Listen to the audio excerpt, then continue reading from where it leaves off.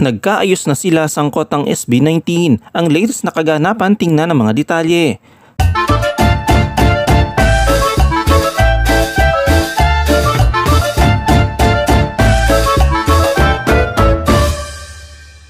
Sa kasalukuyan, pinag-uusapan sa X na dating Twitter si P-pop superstar na SB19 dahil sa pahayag ng 1Z Entertainment na naayos na ang mga miyembro ng SB19 ang issue sa kanilang dating talent management na show BT. Noong 2018, nabuo ang SB19 sa pangunguna ni na Pablo, Stel, Josh, Justin at Ken sa ilalim ng show BT. Ngunit noong June 2023, nagpasya ang grupo na hiwalayan ng show BT at itatag ang kanilang sariling kumpanya, ang 1Z Entertainment. Nito lamang November 11, nagulat ang mga fans ng SB19 nang tanggalin ng grupo sa kanilang personal IG accounts ang kanilang pangalang SB19. Dahil dito, nagsimula ang mga haka-haka tungkol sa hindi magandang ugnayan ng SB19 at kanilang dating management. Nadagdag pa sa issue ang pagpapabaya mano ng grupo sa paggamit ng SB19 sa kanilang promo materials at ang sunod-sunod na pagkansela ng kanilang pagtatag Asia Tour sa Bangkok, Singapore at Dubai.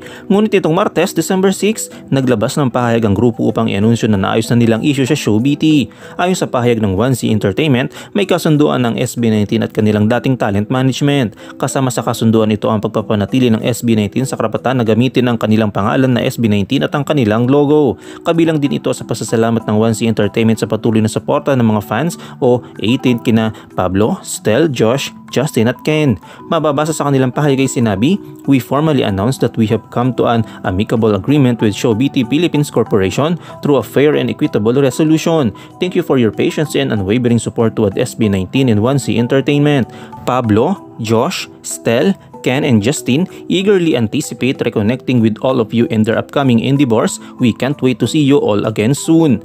Ang SB19 ay isa pang sikat na P-pop group sa bansa na binubuo ni na Pablo, Stel, Josh, Justin at Ken. Itinatag nila ang grupo noong 2018 sa ilalim ng Show BT, isang Korean company, bago sila lumipat at itatag ang kanilang sariling kumpanya na tinatawag ngayon na 1Z Entertainment nitong June 2023. Si Pablo ang CEO ng grupo at mula pa noong 2018, layunin ng SB19 ay pakilala ang musikang Pilipino sa pandaigdigang entablado. Bagamat marami ang nagsabi na ito ay sobrang laking pangarap na tila imposible, patuloy pa rin ang grupo sa pag-abot na kasalukuyang tagumpay bilang pinakasikat na P-pop group sa bansa.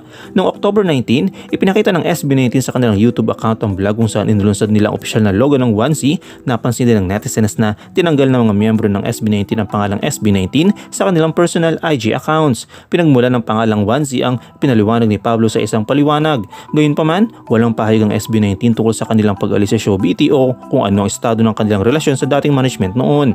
May mga issue rin patungkol sa pag-aari ng trademark ng pangalan ng SB19 at copyright ng kanilang mga original na kanta, at ayon nga sa isang article, ang show BT ay may-ari ng trademark na SB19 at pati na rin ang copyright ng mga kanta ng grupo. Nakarehistro ang SB19 trademark classes 9 at 41 sa World Intellectual Property Organization na pangangalaga ng show BT mula January 3, 2021 hanggang January 3, 2031. Ayon naman sa trademark.net.ph, ang trademark class 9 ay tumutukoy sa mga kagamitang may kaugnayan sa photographic, cinematographic, audiovisual na aparato at instrumento, pati na rin sa mga kagamitang may kinalaman sa recording, transmitting, reproducing at processing sound, images or data.